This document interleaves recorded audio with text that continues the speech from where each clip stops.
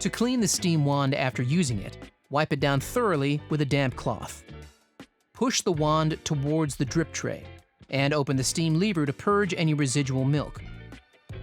If any holes in the steam wand tip become blocked, it should be cleaned using the steam tip cleaning tool, as even partially blocked holes may affect the performance of the steam wand. To unblock, use the spanner in the middle of the steam wand cleaning tool to unscrew the tip. Soak the tip in hot water before using the cleaning tool to unblock, and replace the tip back onto the steam wand.